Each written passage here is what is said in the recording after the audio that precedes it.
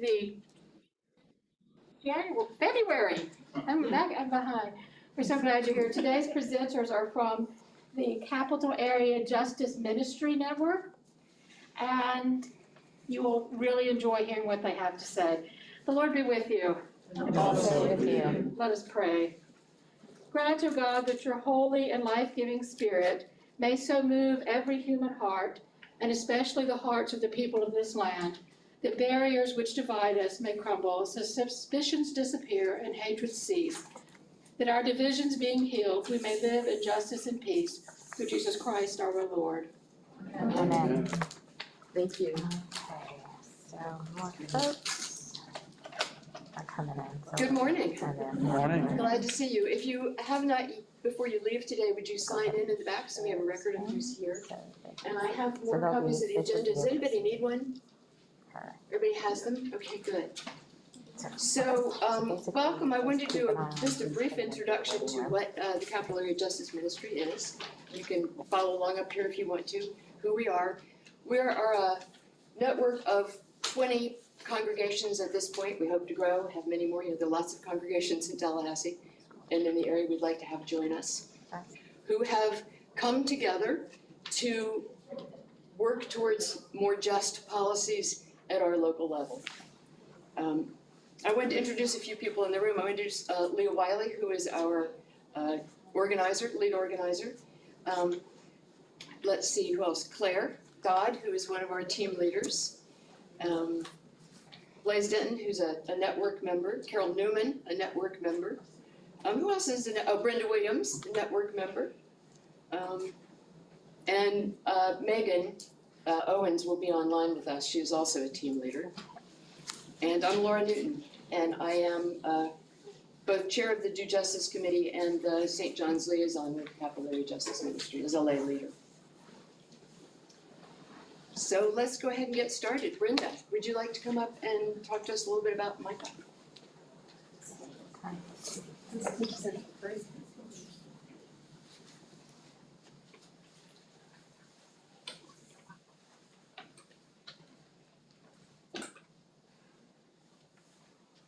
Good morning. Morning. The Capital Area Justice Ministry examines the injustices in our local community while finding solutions to break the faith community out of our apathy towards our underprivileged and oppressed neighbors. Our mission is to extend justice and kindness to others while pursuing God's plans and purpose for our lives. In the book of Micah, he teaches us that God is not pleased with our injustice towards the less fortunate, including the poor, women, children, the homeless, and how the government and rich live in luxury off the backs of the hardworking poor and those who cannot live in this community. The prophet calls for the people to repent to God, who is just and merciful.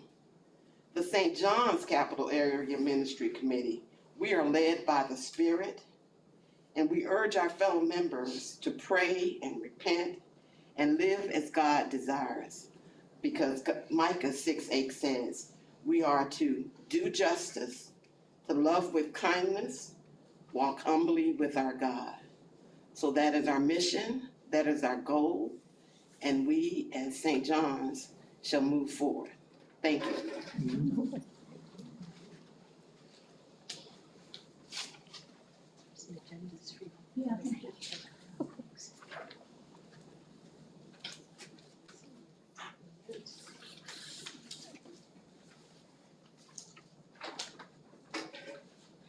So in Micah, as Brenda just described, we're told that God wants us to worship God, do justice and love mercy.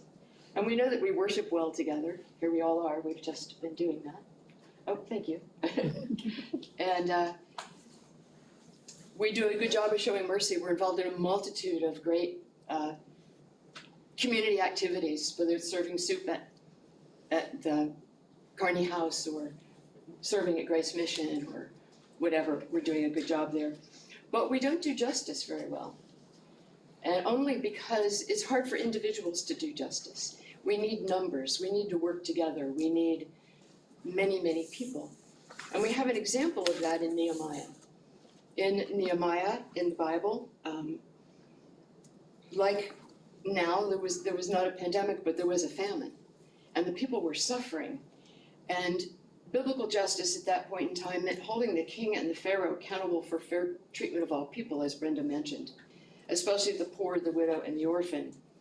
And in our time, that means holding the city council, the school board, the county commissioners, whoever is setting the policies, responsible for setting policies that benefit all citizens and that eradicate segregation. So in Nehemiah, when there was a famine and people were losing their lands and they were losing their crops and they were selling their children into slavery in order to be able to eat, Nehemiah became angry. And the people said, we have large families, we need more food to survive. We've had to borrow money on our fields and vineyards to pay our taxes. We belong to the same family of God as the wealthy, and yet we are suffering and they are not. We must sell our children into slavery just to get money. We have already sold some of our children and help us do anything about it, because now our fields and our vineyards belong to others. Nehemiah got very angry as he listened to their stories, so he called a great assembly in Jerusalem. The entire city came out to confront the nobles and officials to stop their unjust and sinful lending practices. So faced with the power of this great assembly of organized people, the nobles and officials saw the error of their ways and agreed to stop their unjust practices and return to the people what they had taken from them.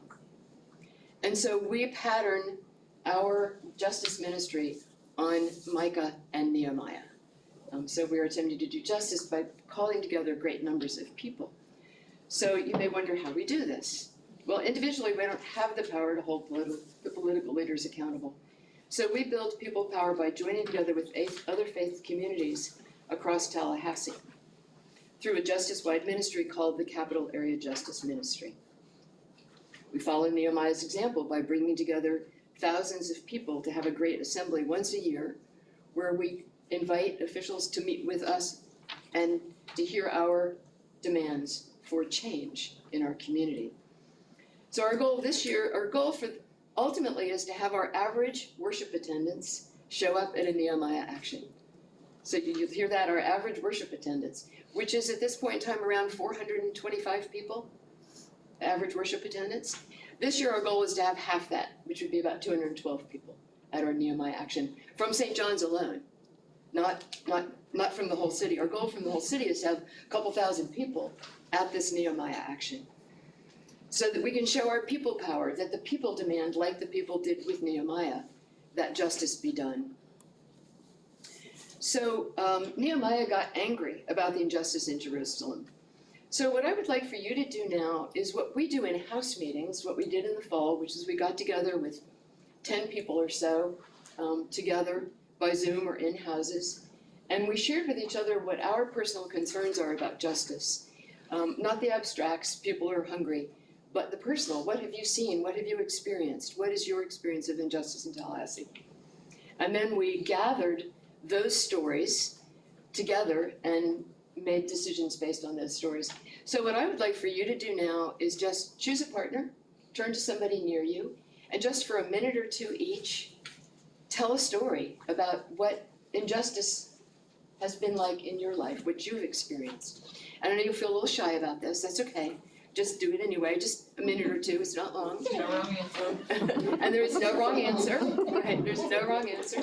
So take a minute to talk with somebody near you, literally just a minute or two. If you're online, feel free to pop that into the chat. Thank you, Claire.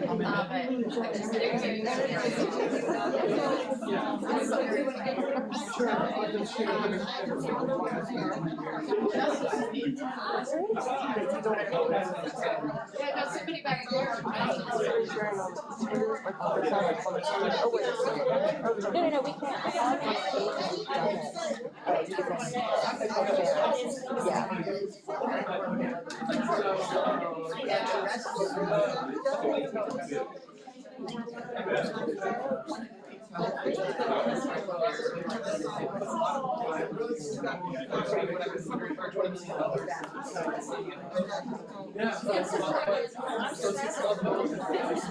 People are enjoying.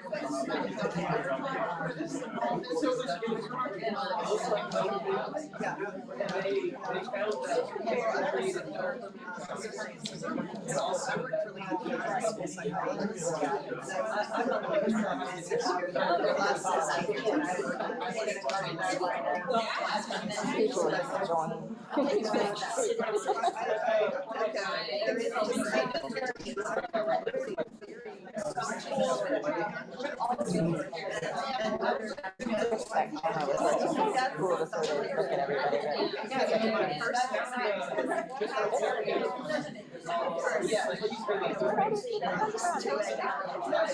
Honestly, I feel like that would be a good yeah. Well, the problem is that it's recording, and so I'm never quite sure how much goes on. Yeah, is it seeing this? It's seeing all of that, yeah.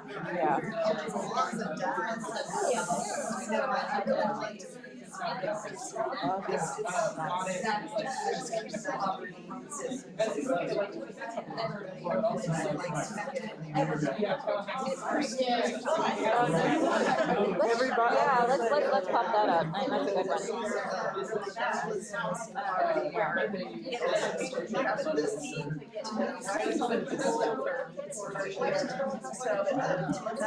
That's a good one. People are putting it in the chat too. Yep.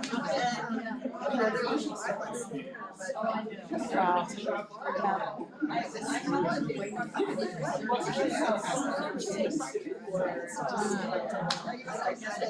He's actually, he's awesome. We love Greg. He's taught so many of my classes. Yeah, he's wonderful. I didn't even know. I just watched him for this.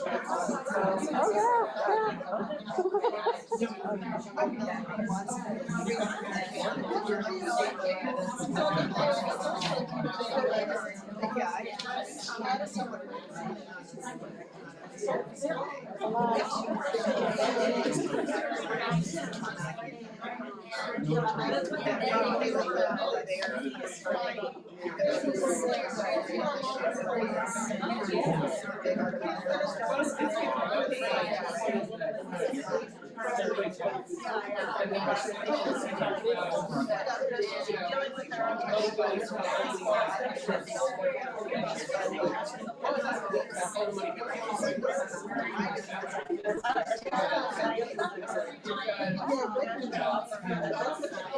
People are having technical I was difficulties. about to say, I've seen that one before.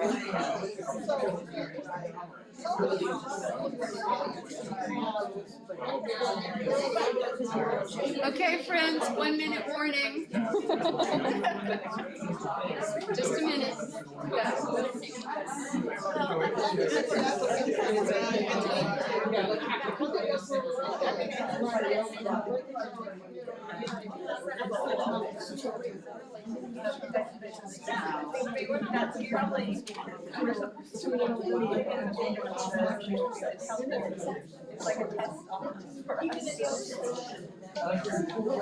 Megan's on it.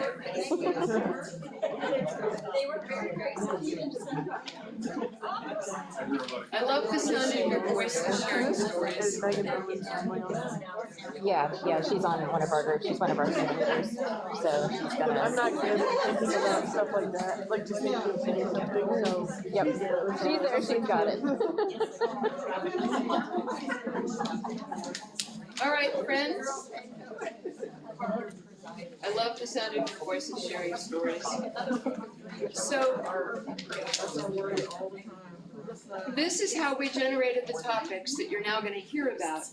In our house meetings, people shared stories, we wrote them down, we got together as network leaders and compiled and discovered that many of the stories were the same. Not the same individually, but covered the same topics. And so we got together with 268 network members from congregations all across Tallahassee and voted on the two topics that we would address this year, which were affordable housing and gun violence. And we will use the same process to choose our topics for next year. and keep going until we have reached the one beloved community, which means for the rest of our lives, right? Okay, so now Claire's gonna talk to us a little bit about housing, affordable housing in Tallahassee. Morning, everyone. Wow, it is so nice to see so many people in person and on screen. This is wonderful. Yes, I am Claire Dodd, in case you don't know me.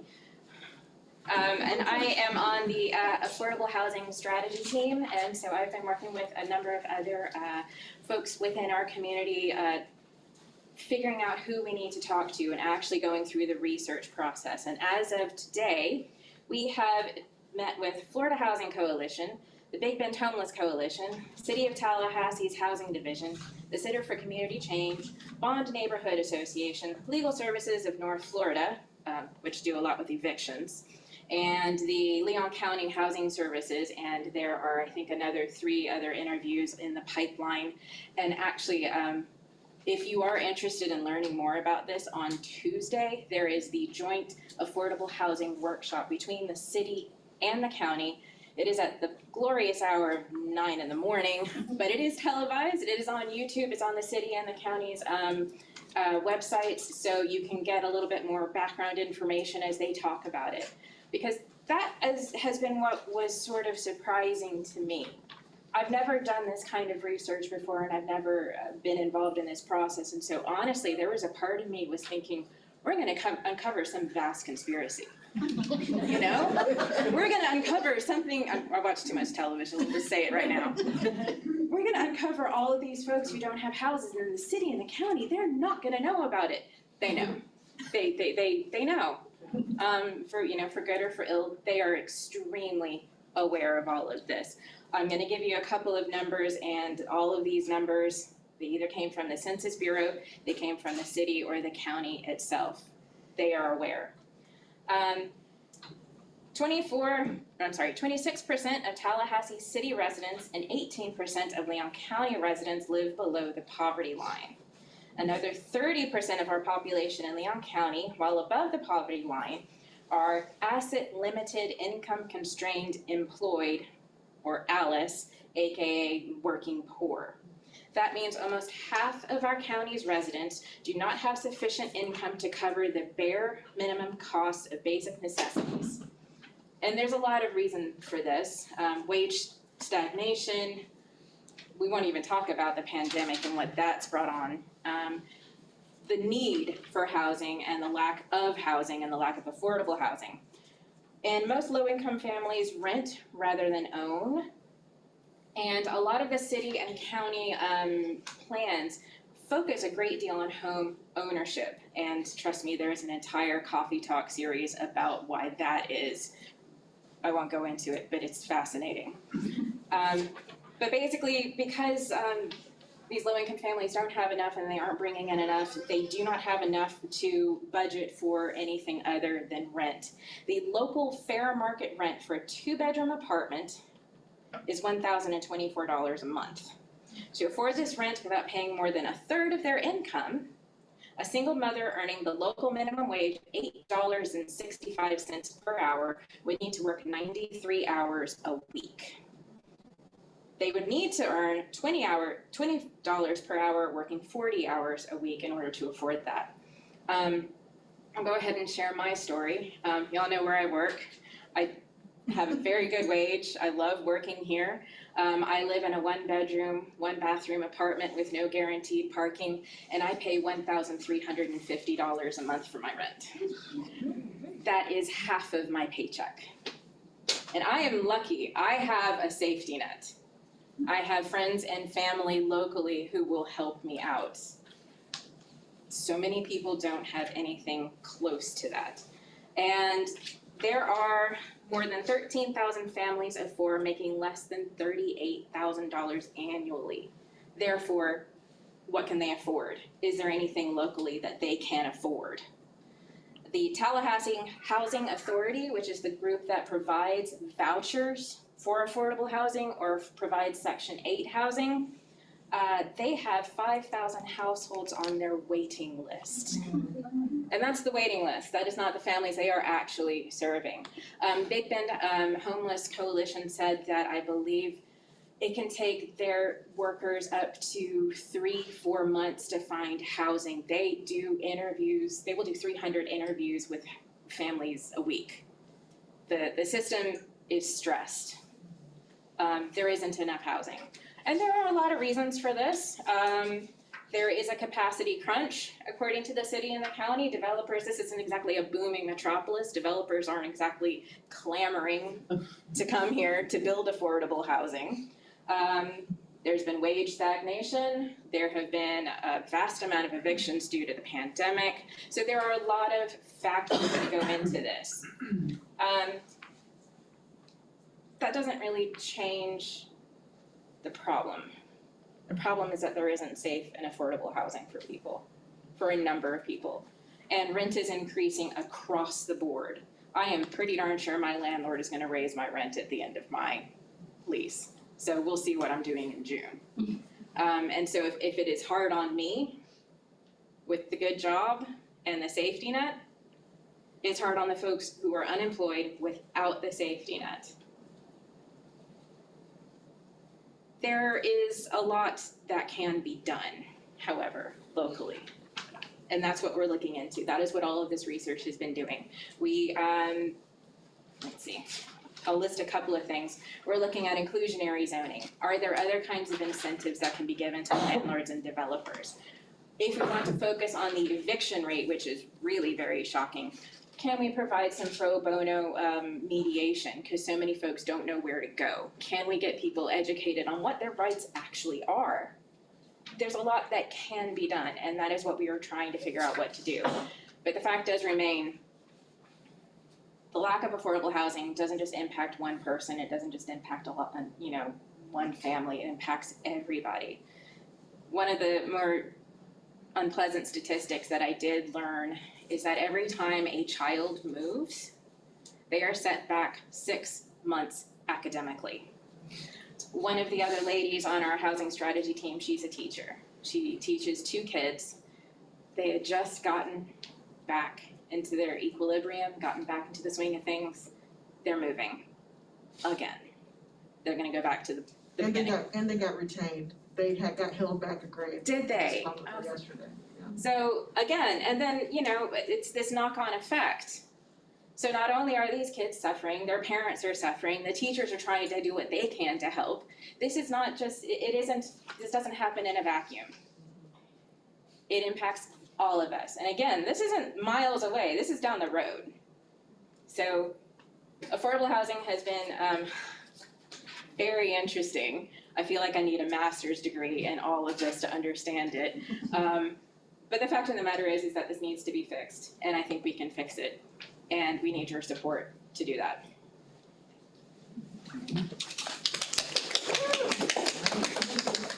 Carol? Carol Newman's going to talk to us about what the gun violence research teams have been doing and finding. Well, I am a stand-in. I am a stand-in for the formidable Kate Kyle. Great on you. And she is off and away, so I have come to talk to you about a very related problem. All the systemics are in place for violence, especially gun violence, just as they are for affordable housing. The purpose of our group who is researching gun violence is to form specific achievable goals. We're not there yet. We're still taking a look at the many ways that gun violence and violence in general, especially among youth, is manifested in Tallahassee. And to that end, we have met with the National Network for Safe Communities, Dr. Kimball Thomas of the Tempo program, and I'll talk more about that. Staff from the Sheriff's Office, Walt McNeil, is taking real action by developing his own research into homicide, both in the county and in Tallahassee itself. We've talked to the Bond Neighborhood Association president, and we have at least 5 or 6 more discussions currently scheduled to flesh out some of the things that we don't know in hopes that we can wrap our arms around this and find something to achieve in the short term. That's both a short term and of course a very long term problem. And you might have read some of this in the paper, but I want to share some of the statistics from Walt McNeil's Anatomy of a Homicide, which covers so much of what has been going on between 2015 and 2020 in terms of homicides in both the county and in the city of Tallahassee. Some of this is no surprise. Homicides occur predominantly in socioeconomically disadvantaged communities where both the victims and the offenders reside, and about 75% of the homicides are committed with firearms. Close to half of those firearms are not legally owned. So guns that have not been obtained through legal measures are being turned against residents in the neighborhood. Offenders and their victims are overwhelmingly young Black males aged 15 to 24, and the majority of these males have previous criminal histories, often violent. About a third of the offenders and 15% of the victims know each other. They're not strangers to each other. And the majority of the victims and offenders have previous firearms related charges. And this is where I think we have an edge in. 85% of offenders have been suspended or expelled from school, and half of those indicated that they committed their first crime when they were 12 or younger. So what that means for us is it points to early intervention at age 8 through 11, and that means grades 3 through 6. Do we have a way to get in there and stop this violence before it begins? And I know we're looking very closely at a civil citation program, which has had some success. It's very unevenly distributed throughout the state of Florida. And it's all in the hands of the arresting officer, as it turns out, as to whether a student who commits a nonviolent crime at this young age gets a citation which brings him in to a program where he has to fulfill certain criteria, and I say he, it could be a she as well, fulfill certain criteria, and at the end of that, they are not arrested, and supposedly their record is expunged from the system.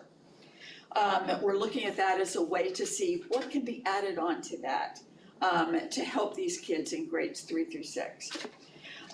We also talked, and I thought this was a wonderful talk, Dr. Kimball Thomas, who's the head of Tempo. Dr. Thomas was once a school principal. He was once a Baptist preacher. He's the kind of guy who preaches and you'd follow him anywhere. But he has traveled around Tallahassee looking at the street corners, seeing the same young men over and over again.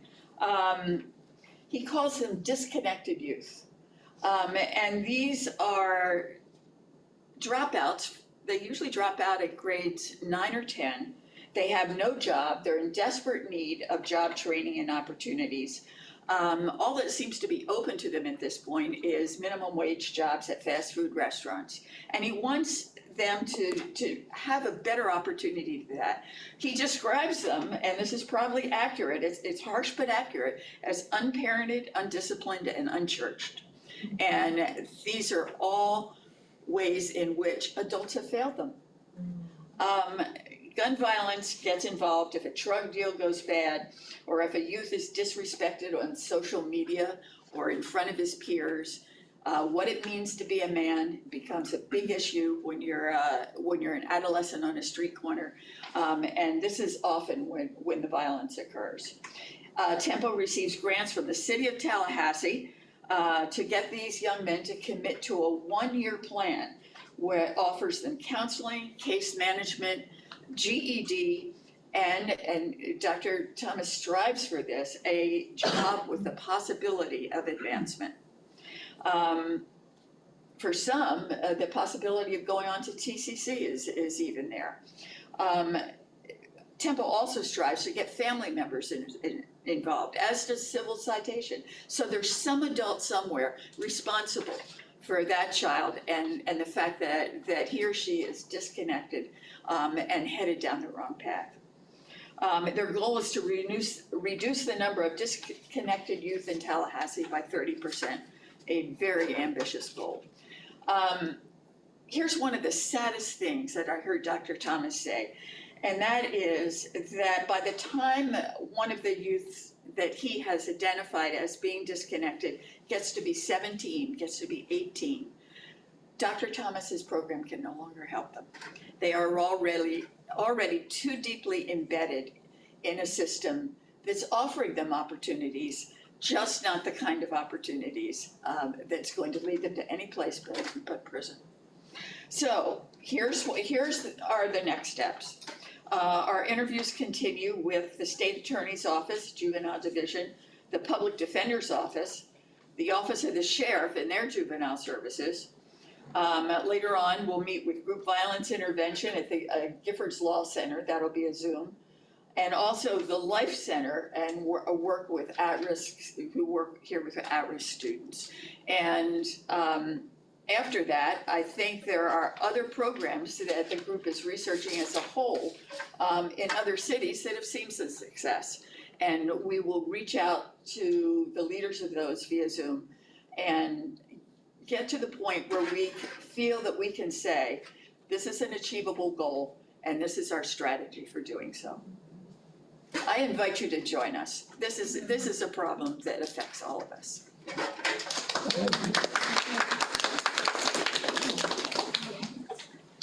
Okay, next, Megan Owens, who is also a team leader, is going to share with us just a few of the impacts that different organizations in the network that we're a part of, which is DART, which is Direct Action Research Training, which is a national organization that helps to organize justice ministries. And right now, I think they exist in 28 cities in the Southeast and Midwest. Is that pretty close, Leah? Pretty close. Pretty close, yeah. And so Megan's going to share with us some of the impacts, some of the successes that those ministries have had in some other cities. All right, Laura, can you hear me? Yes. All right, I'm the voice coming to you from the screen, from the outer world. But again, thank you everyone for being here and listening to these stories with us. And certainly after listening to Claire and listening to Carol talk about our housing situation, gun violence, it's a lot to sit with. It's heavy. It makes you angry. It shocks you. It makes you just stunned that this is something that's going on in our community, and can kind of make you feel a little helpless sometimes, like how in the world can we make a difference? And so that's why it's so exciting to look at our sibling organizations across the South and Midwest and what they've been able to accomplish as inspiration for us to gather, to keep networking, to keep moving forward. So there's 3 that we're going to highlight today. They have very cool acronyms. One is called BUILD out of Lexington, Kentucky, and they stand for Building a United Interfaith Lexington Through Direct Action. What they've been able to do over the years is leverage $141 million in local funding, and they were able to create 1,700 units of affordable housing for families in their community that were on the verge of homelessness. So they've been putting their faith to action for sure and have made a huge difference in thousands of families' lives. FAST out of Pinellas County stands for Faith in Action for Strength Together. They were able to work with their county commission to have them implement a program called Housing First. And this helps to prevent people from that cycle that we currently have of people going between hospitals, jails, and the streets due to mental illness, because as we know, there's not a built-in safety net there. Our government, our communities, we don't have something to help these people unless it's people like us coming together. They've been able to get that put in place in Pinellas County. The third one that we're going to look at is PACT out of Miami-Dade County, called People Acting for Community Together. And they specifically have dealt with the problem of gun violence as well, and looking at the number of men who are between ages 18 and 24 who are involved in shootings, group-related shootings, either committing them or being the victim of them. And so they work to get a proven strategy implemented called group violence intervention, GVI. And it focuses on that small number of people and offers them support with social services and ways to get out of that violent lifestyle. And just a staggering statistic there is it's reduced youth homicides by up to 63% in other cities where it's been implemented. So Miami-Dade is really looking forward to continuing to work that program and seeing the changes there in their community as well. So these are just exciting work that's been done by our sibling organizations, and what the type of work that we are looking to do here. It's our inaugural year. We are going to continue cycling and going through this back and forth until we are able to make change, and we're not going to stop. So we invite you to be part of this type of work here in Tallahassee, so that we can look back and say, you know what, we not only did we just see the issues in our community, not only were we angry, but we came alongside our community. We walked beside them. We were there for this, and we didn't just study it. We actually got dirty, we got in the weeds, and we were there alongside our siblings and helping them change their lives. So we invite you to be part of this as we make it possible in Leon County. Thank you, Megan.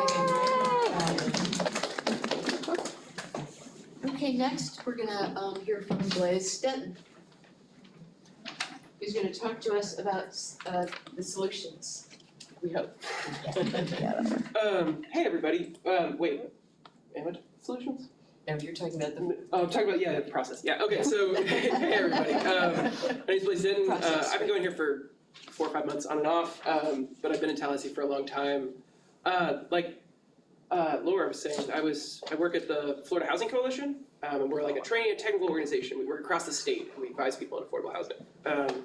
And I was working across the state, and there's definitely some like systems issues, you know, like, you could better put funds over here. You could, you know, hire someone to help developers develop affordable housing, et cetera.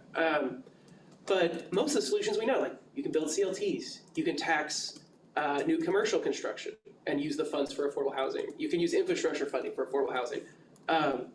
The solutions are not as much the problem. You can tell people this till you're blue in the face as like just one or, you know, a group of 12 people, like our organization is. And it doesn't matter because you don't have power and because there are vested interests in using that money other places, right? So like modern organizing was founded in the back of the yard, which if y'all remember from high school civics, you know, however long ago that was, is the place where the jungle was written, right? So Upton St. Clair wrote The Jungle, and here he says, it's nearly impossible to convince someone of something when their job depends on, or their salary depends on them not understanding it.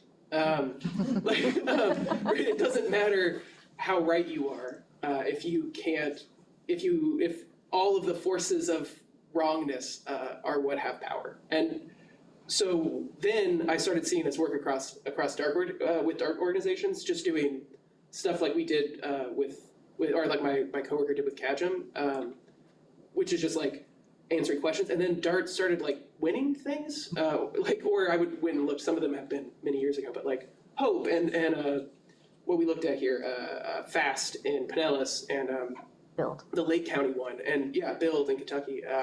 Well, so we work in Florida, and it was just like 3 or 4 of the most impressive affordable housing gets, you know, getting funds, getting policy change, were through these DART organizations, and it was just awesome. And then I heard they were starting one here, because I was in church, and Laura was like, oh, we're starting one. I was like, super excited to join, because I had seen these work, and just, yeah, as an individual, even someone who knows things, it doesn't really, you can actually have more impact as just like a member of a DART organization, and really make the political change that is actually needed, you know, with solutions that you can talk about but don't really matter. So that's going into the solution, which is organizing.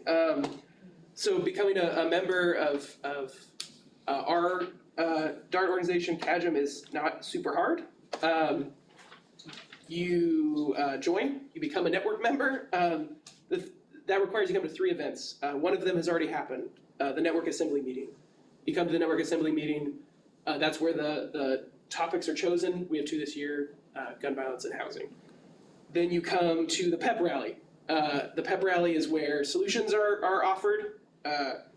You get psyched, right? Get ready to make change, and you discuss the research like Claire has done for us, but at a larger scale. Then there'll be the Nehemiah action, which is like a huge group, hopefully 2,000 or 3,000 people come. You invite local government officials with sort of the implied threat that if they do not come and say the things that you want to say, that like you have a large enough voting bloc that this is something that they really need to pay attention to. And you demand change. And again, these are extraordinarily effective across Florida. I've seen it work in a bunch of communities. And then you celebrate. You celebrate your whatever changes have been made. You talk about what's going forward, and then donations to keep the work going forward from year to year. To be a part, talk to Laura. Bring 3 people to the Nehemiah action. And then there's some like preferreds, which is preferred donation of $200. If you don't have $200, you don't have to donate them. Investment. But investment of $200 in political change. The attend St. John's networks meetings, like things like this that happen every couple of months. And then beyond that, there's a bunch of ways to get more involved. If you're like, I really want to be more involved, like you can attend house meetings. You can join a research committee like I've done, where you go and maybe you interview like a politician. You maybe look up like numbers online, whatever. And yeah, you can meet with folks like politicians, like like policy experts, etc. So anyway, yeah, it's really cool and everyone should get involved. Thank you, Blaze. That's great. So I wanted to point out, I gave most of you a copy of this. It's got the agenda on one side, and then on the other side, it talks about how to become a member. It says you are invited to join the Capital Area Justice Ministry team as a network member. If you want to be a team leader, that's great too. We have 6 right now. I named the 3 who are present. That's me, Laura Newton, Claire Dodd, and Megan Owens, who is online. But also Kate Kyle is a team leader, Jerry Lindsay is a team leader, and Jonathan Jackson is a team leader. And what team leaders do is they hold house meetings with 10 people where people tell their stories and we generate the information that we need to vote and make decisions on what our topics for the year are going to. And we also build relationships with each other within our congregation. And then we get together at the network assembly, which we had in the fall, where we get together with the network members from all the involved congregations, which was this year a really exciting, energizing get-together outside on the grounds of the Old West Florida Enrichment Center. We even had food trucks. That was kind of cool. And we voted. Those 268 people voted on what the 2 topics would be. That's how we came up with these 2 topics. It wasn't a top-down decision. It was all the network members, which means you. How many people in this room are network members? Did I catch? Oh, and I didn't say you, right? That's all right. Yeah. Sally. And a bunch of people A lot of online. people Sally online. Roberts, Sandra Howard, yeah, all these folks. Marcy, hi everybody. Are network members. So as I said, on the back of the agenda, there's an outline of, first of all, what a network member does, which is our 4-3-2-1. 4 events. Bring 3 people to the Nehemiah action. That's how we get bodies in the seats. That's how we reach our 2,000 or 3,000 people. Bring more if you want. I'm aiming for 10. See if that happens, Matt. I said at breakfast yesterday with my husband, you know you're going to Nehemiah action with me. He's like, I am? You've been living with me for the last 2 years and you don't know you're going to the Nehemiah action. Yes, you are. So that's how this works. You invite people and then you take them by the hand and you bring them. And then we'll have a celebration where, as Blaise said, we'll celebrate our work and we'll begin our investment drive. And we focus on investment because we own this. This is ours. Okay, so on this handout, I have also listed the names and email addresses of the different team leaders. So if there's one there who speaks to you and you would like to be on that person's team, call them up. And you may. So the other thing that I have is for those of you who are network members, and any of you can be network members as of this moment, come join us, become a network member. You can do it right now. But is this a form for you to fill out, and I'd like for established network members to do it, and maybe new folks too, where you list the name of the people that you plan to invite to the Nehemiah Action. What this does is that, one, it commits you to asking them, you've written their names down and shared it with the team leader. The other is that it gets those folks committed. They've said to you, yes, I will be there. And this is in April 5th. Okay. Again, at 6 o'clock at the Old West Florida Outdoor Enrichment Center, outdoors. So it's a safe environment. The other thing I would like for you to do as team leaders, as network members, and as attendees of the Nehemiah Action is to go ahead and go to the Capital Area Justice Ministry website and register. Because that also, it's sort of like, as Megan, one of our team leaders says, it's sort of like you get invited to a wedding and you put it on your calendar so that you'll remember and you'll go.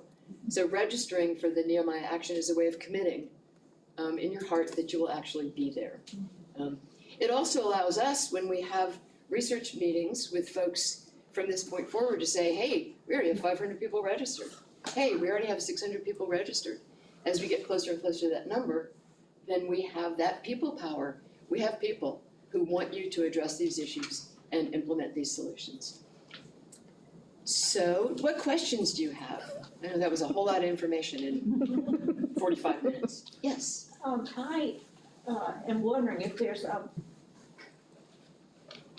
sub-membership for those who would like to contribute the $200 financially, but they cannot commit to going places. Going to these events? Yeah. Yes. Yes. Marianne, if you check out our website, it's the Okay. Capital Area Justice Ministry website. There is, I think there's a tab called Invest. Okay, Easy Yeah. peasy. okay, thank you. That's great, thank you. Yeah, that's, Yes. Or check, yeah. What's the address on that? If you want to mail a check, it's P.O. Box 442. It's on the website? It's on the website. It's on PO the Box website. 442, if you'd rather mail a check than do it online. Yeah, yeah. What other questions? Yes. Do you have the schools involved in these issues? What Lamb research County schools? team, have you all met with, No. not yet, not yet. Yes. Dennis Howard online asked if the St. John's youth are involved, and I have, and I think Kate has certainly talked to Caroline Devitt, so we will talk to her again. And I think that would be an awesome component for them to come to the Nehemiah Action at the very least, but I will talk to her.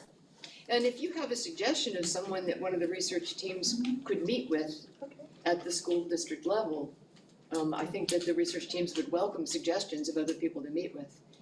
Absolutely. As you see, they're busy. And if you would like to join the research team meetings, those are listed on the website. There's a tab called Events. And all of these are listed there. And so you can RSVP that you would like to go to a research team meeting. And they're really well organized. You don't have to show up in fear that someone's going to put you on the spot and force you to ask a question. A lot of times, that's what you are doing, is you're witnessing. You're there to be a person in the room. Am I right, Leah? Yes, and there is a contribution piece in terms of conversation, and we come up, make sure that the questions, everybody's on the same page with the questions, but then we have 2 designated spokespeople. Two designated spokespeople at the research team meetings who are responsible for carrying the meeting. So, Other clergy and congregation members, not. yeah, not just St. John's. Yeah, people from clergy and team leaders and network members from, at this point, 20 congregations in Tallahassee, including Temple Israel and the Unitarian Church and, Faith one of the things- Pres, Trinity United Methodist. yeah, Trinity United, Presbyterian churches, Baptist churches, Bible believers. Yep, The the Bible, yep, Bible-based. Bible-based, yeah. The Quakers. Bible-based church. Bible- It's the actual Bible-based name of the church. church, right? And again, I showed you very briefly at the beginning that list of congregations, that you can look at it. And I have to say, one of the things that's most exciting to me about this organization, and I've done political work all of my adult life, and I'm in my 70s, so that gives you pictures of a very long time. This is probably the most multi-faith, multicultural, multiracial group I have ever participated in, which, hallelujah, That's all I can say, is that it moves me. So what I would like now is for those of you who are network members or interested in being network members, to stick around and take these forms where you're listing your participants for the Nehemiah action and talk a little bit about that. And those of you who are online, we'll give it to you as a digital document, right? We can do that. Okay, we will. You send that to me and I'll send it to them. Okay, Leo will send it to Claire. Oh, I have it, I can send it to No, Claire. yeah, Claire sent it to us, I think. Claire is, Not that. Not this, you sent this to me yesterday. no.